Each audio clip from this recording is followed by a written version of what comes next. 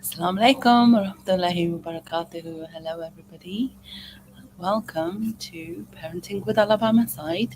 This is our second mini workshop on yelling and shouting and trying to stay as calm as we possibly can when our beloved children are sometimes driving us up the wall.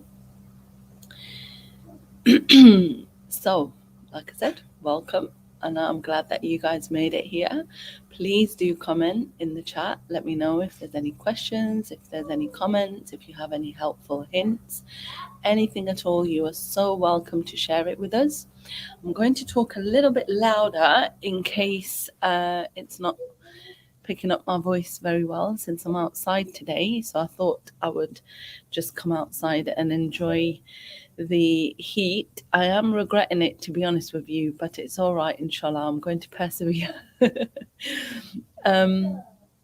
So I just want to get started. If you do watch us, then please do hashtag replay in the comments. Let us know that you watch the replay. Let us know again if you have any questions or anything. We do come back. We do check out what everybody's been saying. And so today we're going to be talking about shouting, which is obviously just another synonym for yelling. I just didn't know.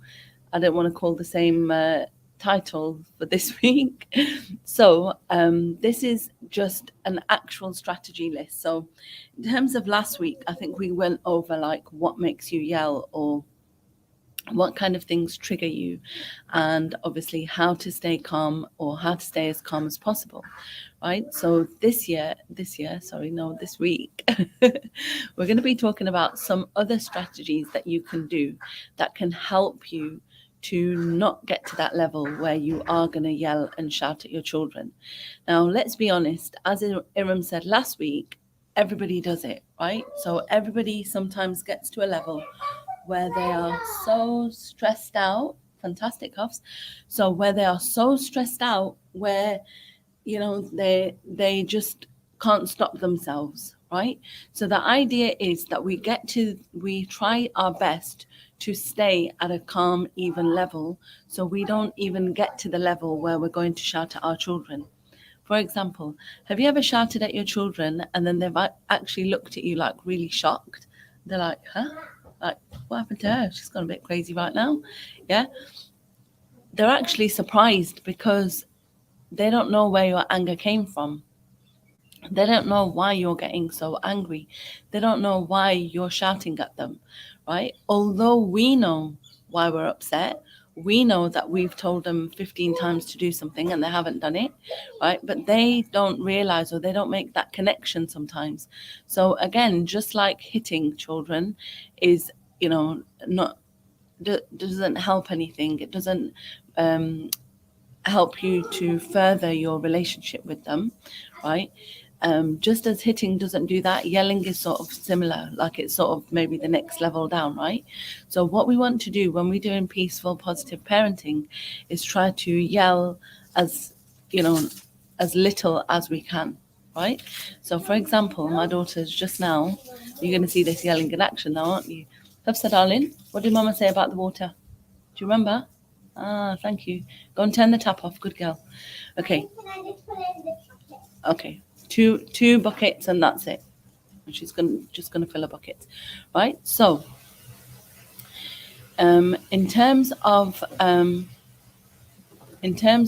I said, what you can do is to know your triggers, right? So know and figure out, why do you end up shouting at your children? Like, try to think about what causes you to shout at your children. Is it that they're misbehaving? Or is it that you're really tired, you've had a long day at work, or you've been out all day and they're just not listening to you? Sorry. She's got wet and now she needs to change. Okay, anyway, is it that they're not listening to you? Is it not, or is it that you're tired yourself? Is it that you've had a busy long day? Is it that you are getting frustrated because you haven't eaten, because you now have to tidy up a box of Lego before you get the dinner on, right? So there's kind of definite reasons why you would be more likely to lose it, right? So try to think about what your triggers are. Okay, so for example, if it's about I need to make dinner now, but also the house is a mess, try to make a decision that is going to go for the self-care, like look after you, right? Okay, so the first strategy is to know your triggers. The second strategy is self-care. So whereas it would be more, I'm sure you've all done this, and I know I've done this as well, is where the child's just dropped loads of Lego on the floor or loads of toys on the floor, and you're like, we have to tidy this up before we eat dinner, right? So in your mind, you're thinking, I really want to eat. I'm starving. I've got to eat my food. But now I have to waste my time picking all of this up because the child's just dropped it, right? If that Lego is not in your dining room or in your kitchen and it's not affecting you on how you guys are going to eat, then I would suggest go straight to eating, right? Because after you've eaten, picking up that Lego or picking up those toys, you notice I keep saying Lego, right? Because obviously it's happened to me and it does happen, right? But the picking up those toys can be left till later. Eating the food is more important. So I've actually given you two in one here, right? So one is know your triggers, and the second one is self-care. Practice self-care. Always go towards self-care, right? In our religion, Allah subhanahu wa ta'ala tells us that we have to pray, right? Okay, so we have to pray. We are Muslims, and Muslims pray, right? So we know that we've got to do this regardless of anything else that goes on. However, he says that if you're hungry, okay, the time for prayers come in, but you're hungry, it's better to eat first than pray, right? So again, it comes from our religion. Practicing that self-care is part of what we do. Eat your food, then pray. And everybody knows that once you've eaten, you concentrate better on your prayer, right? Obviously, I'm not talking about when you're late, when you're late for prayers. That's obviously not going to work. But if you still have time, sort of like, say, 30 minutes, you've got a chance to have a quick banana or a quick apple rather than pray, then that's part of our religion. Prophet ﷺ told us to do that. So that's part of the sunnah. That's part of how we are raised as Muslims. So why not practice that self-care yourself, right? Look after yourself and think about, well, you know what, do I always get shouty and angry at my kids because I'm tired? Maybe once your kids have a nap, have a nap. Not many mothers do this, although it's probably the number one bit of advice that everybody gives each other. When the kid sleeps, you sleep, right? We all tell each other this. However, most of us don't do it, right? Because we think, oh, the kid's sleeping now. Let me quickly run around with a vacuum. Let me quickly, put the dishwasher on. Let me quickly do this and let me quickly do that. And let me quickly write this email or send a report or whatever the work that we have to do. Because we feel like the child's sleeping.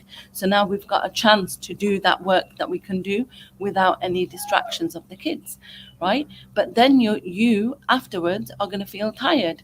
So when your child starts whinging, when your child keeps you up late at night because they're teething, when your child does any of these normal things that children do, you are not going to be from a place of help. You're going to be in a place of help would be lower. You need to be in a place where you can actually help them and help yourself, right? Okay, so you're going to come from a place of calm and patience rather than, you know what, you're doing my head in. I haven't slept. I'm so tired from physically working all day. I'm so tired from mentally working all day. And now, kid, you're stressing me out. Yeah. The child is going to teeth, right? The babies of around, say, 9 months to 1.5 years, or maybe even younger, actually. It's been a while since I had a baby, maybe 6, 7 months, whenever they start teething, till about 1.5, 2 years. When they stop, they are going to be a struggle, right? It's going to be difficult. So you kind of prepare for that by knowing, you know what, I've just got to sleep now, right? It might be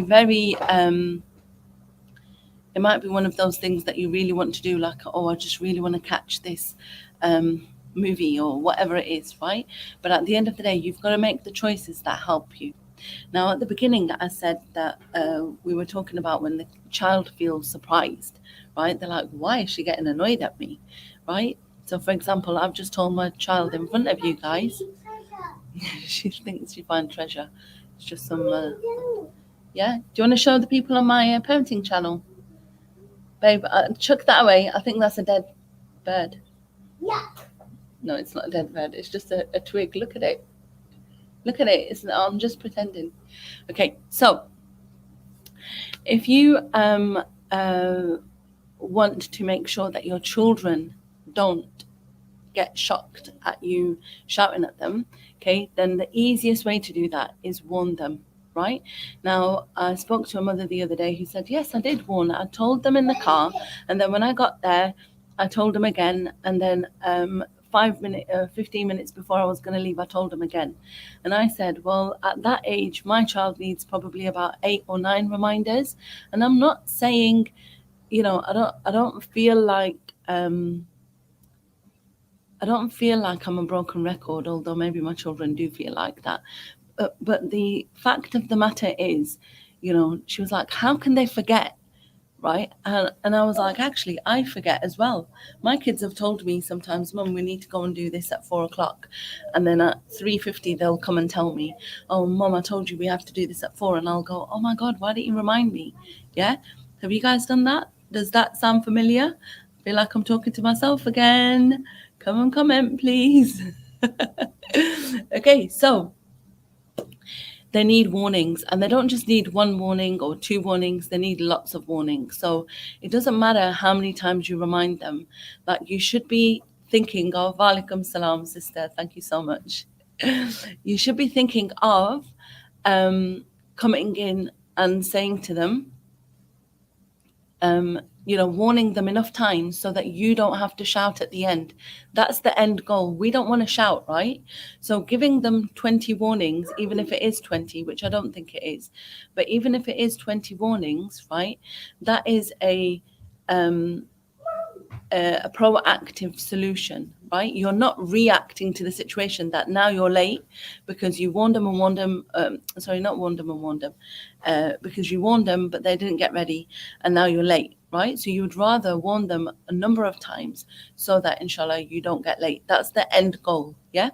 Okay, you're again, you're giving them warnings and you're reminding them so they can finish their game, so they can finish their book, so they can finish their. Thank you, sis. Please do write your name. Is it? I'm trying to guess who it is, but I don't want to get it wrong. Okay. Now, have you all heard of timeouts? Right? Timeouts. We all put our kids in a timeout, don't we? Okay. Why don't you put yourself in a timeout sometimes? Saima, assalamu alaikum. Do you know what? You were going to be my first guest. So, assalamu alaikum. I hope you're well. So, my question is, have you ever put your child in a timeout? Because you've gone, your behavior is so blah, blah, blah. I need to put you in a timeout, right? I used to do this even a couple of years ago. And I've now taken to a slightly different stance where I take a timeout myself, right?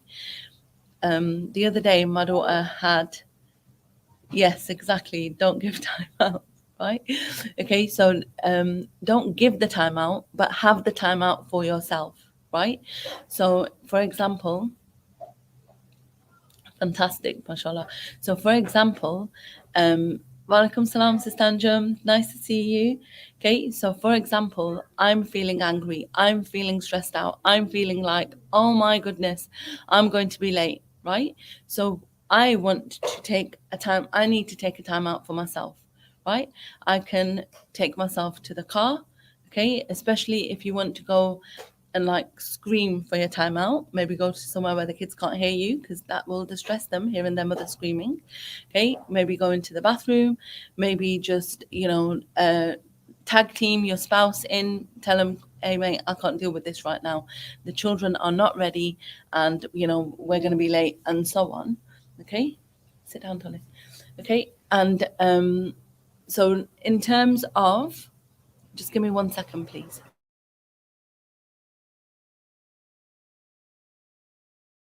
Sorry about that. I just don't want it to be online. That's why I moved her. That's fantastic, Sister Anjum. She said she's given herself a time out for 40 minutes. Well, isn't that amazing, right? I've actually, I remember it was through lockdown. It was like one of those days where I was just really, really tired of everything. literally, as my husband was working out of the home, I was working in the home, and I literally waited for his car to pull in, and I was like, tag, you're it, and I just walked straight out, and I just went and sat on the beach, and that's it. I just sat there, and it was almost an hour later before I got back. Right, we need a timeout. We need to look after ourselves and think about our behavior, okay, so that we are mindful of what we're going to do. Right, so even if you're still annoyed at something, if you still want to talk to your kids, you can do it, but you're going to come from a place of calm. So when you're coming from a place of calm, when you escalate, you can go about there. But if you're already here, when you escalate, it's just going to go further and further. Okay, right. So in terms of the strategies, okay, the next one is basically a yes list. Right, okay, so as we just said about the timeout, right? So give yourself some strategies and think to yourself, what can I do to calm myself down? Am I going to just go and sit and eat a piece of chocolate? Am I going to go and I'm just going to go to the bathroom and read something? Am I just going to do whatever? So that you're not thinking about, when you're angry, you're like, what shall I do? What shall I do? You already have a plan, right? Okay, I was talking yesterday to Coach Yusra about my weakness for pinkberry, right? We live in a crazy place at the moment, and I call it crazy. It's lovely, mashallah, but it's in the middle of nowhere. We don't get any deliveries at all. No, no food deliveries and no grocery deliveries, which, as you guys know, is one of my staples in life. I always get my groceries delivered because it's one of the tasks I absolutely detest, right? So going to Carrefour, going to get my groceries was stressful. So I would go and have a pinkberry, which is frozen yogurt, and I'll sit there, add loads of fruit in, okay, and that would be my treat for going out to do that. So again, you're helping yourself. Walaikum salam, you're right, Yusra. So I just spoke about what my pinkberry just now. Okay, so a lot of the time when we're angry at our child, we're angry because they've done something or said something or argued with another child, or something that has obviously annoyed us, right? Okay, and we're like, we want to teach them a lesson, right? Don't do that again. I've told you so many times, please. So because you're already at that level of annoyance and anger, right? Again, you want to teach a lesson. You're not coming from a place of calm. If you're coming from a place of calm, the child is more receptive. You're more able to communicate what you want to tell them better, right? So in terms of teaching them a lesson, when you're angry, that is not the time to do it, right? When you're angry, that at that time you should be like just sorting out the immediate situation, right? And again, try your best to try and stay as calm as possible, right? And like we said, if you are feeling like so super angry, just go and give yourself a timeout, right? Okay.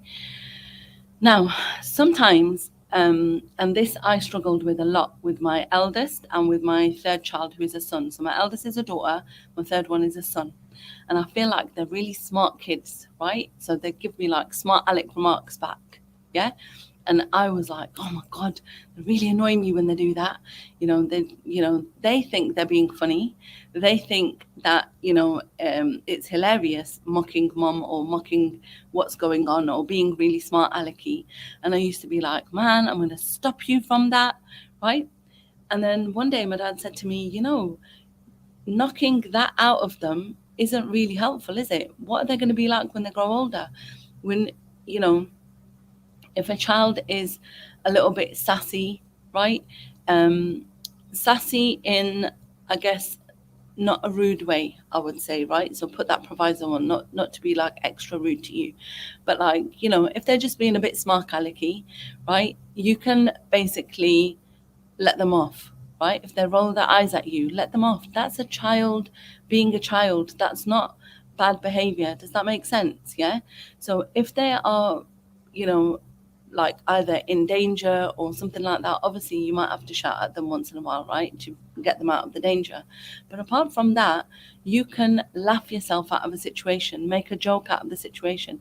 If they make a smart aleck remark and you start laughing, right, that'll diffuse the situation, that'll calm you down faster, that'll stop destroying that relationship. Make sense? Yeah. Okay. So I think I'm on the last one now. So you can tell me if I'm not. Okay. Oh, wait. Sorry. One more thing about the behavior is about your expectations. So we grew up in a time where people used to say children should be seen and not heard, right?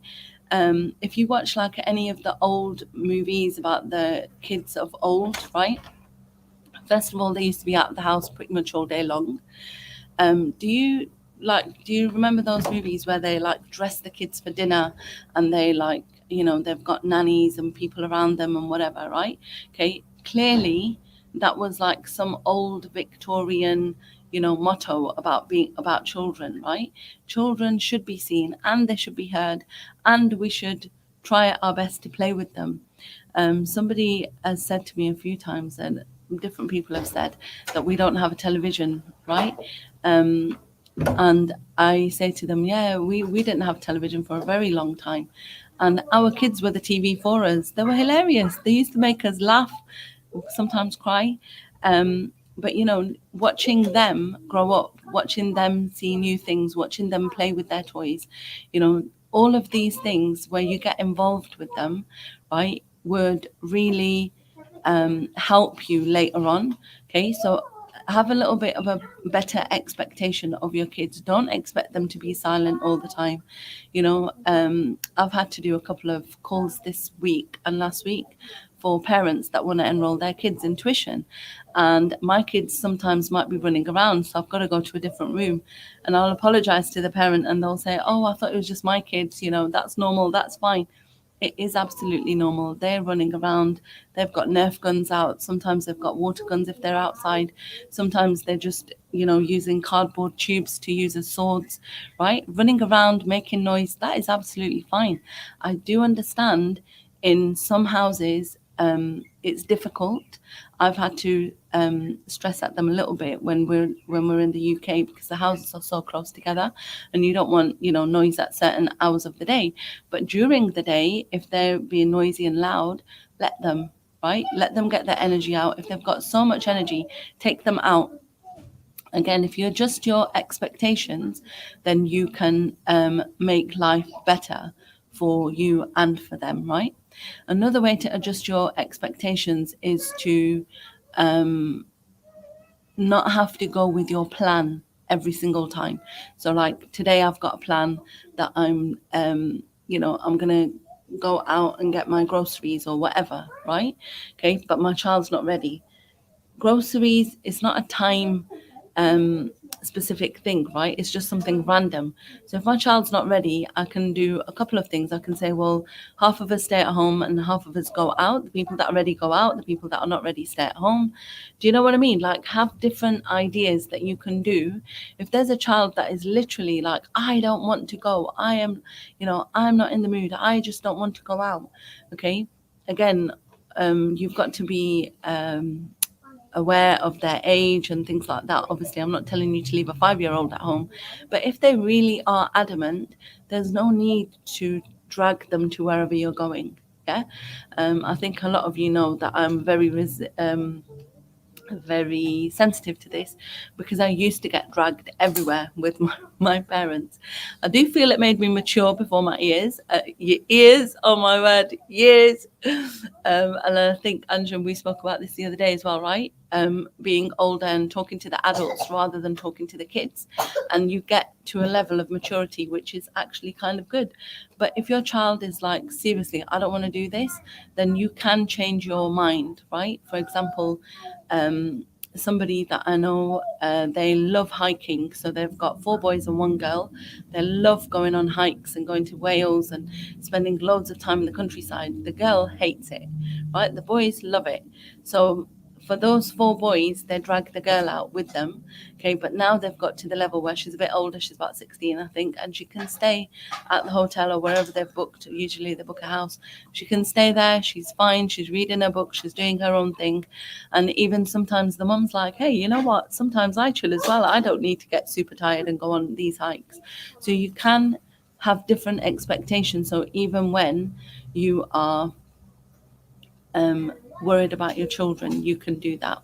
Okay, so I think I've said all of the ones that I wanted to say, except for be proactive, right? So I mean, I guess I have touched on it a little bit in everything that I've said, but when we are proactive, we are getting ready for the stress that we're going to feel. So I think a lot of us in the mornings, right, when there's a certain time when you have to get the kids all out of the door, get them in the car or take them to school or walk or whatever you're going to do, that stresses a lot of people out, right? So make some changes to your lifestyle that allows you to live the life that you want to live, allows you to get out of the house without a struggle. If that means your children wear their uniform to bed, so what? Who made a rule that the kids can't sleep in it, right? I'm talking about when they've got, I'm talking about the English school uniform, which is usually joggers and sweatpants, right? Joggers or sweatshirts, right? Okay, or I don't recommend it, right? But if that's the way that you think that your kids will be ready earlier in the morning, do it, right? Other than that, lay their clothes out, shoes, underwear, everything, right? So before they go to bed, we have about 5 minutes where everyone puts out their clothes for the next day. And we don't just do it for school, we do it when we're going out, we do it when we're going to someone's house, we do it for Eid. Like anytime I know that there's going to be something going on the next day, it's a good idea to have everything set up. At the same time, you've got clothes to go out and clothes to stay in, right? So I do always have at least 1 or 2 outfits for going out ready and prepared. So if there is like a quick, hey guys, do you want to come out with us? We're going here. I can just quickly get them all changed and off we go. We don't have to worry about that. So I feel like doing a summary, but I'm wondering if any of you could do a summary and tell me what I've said. Okay, so we started with know your triggers. So know what happens to make you feel tired. Okay, make sure that you warn your children and keep on warning them. Okay, take time out for yourself. Okay, and have a list of things that you could do so you're not worried, right? That list might be, let me go get Starbucks, let me go to the McDonald's drive-through, whatever it is, that's your choice, right? It might even be, let me go to my bedroom, lock the door and read a book, right? I think I didn't read novels for like, I would say at least 10 to 15 years. No, maybe not. Maybe about 12 years. I hardly read any novels, fiction. I loved fiction when I was a kid, right? Reading fiction isn't haram. Yes, you try and limit time wasting things, but like in terms of fiction, hardly would ever. Now maybe I read like 1 book every 6 months, which is way better than before. Okay, know what's considered normal, right? So know that children are normally a bit feisty and a bit not feisty, sorry, running around and full of energy and all of that. Okay, and adjust your expectations. Don't expect them to be silent all the time. And finally, be proactive and prepare for what's coming up. So I hope that you guys enjoyed that quick reminder. I know that, mashallah, a lot of you guys do a lot of these strategies, and the people that have been following us for a while, I would like to invite you to the Facebook group and come and share your strategies, come and share what you've learned and what you've enjoyed and what you think is really, really useful, inshallah. Come and share it in the group and let us know what you think. We have got a lovely course coming up right now on the 26th of September. So you can sign up. The link is in I'll put the link in the comments for this live on Facebook.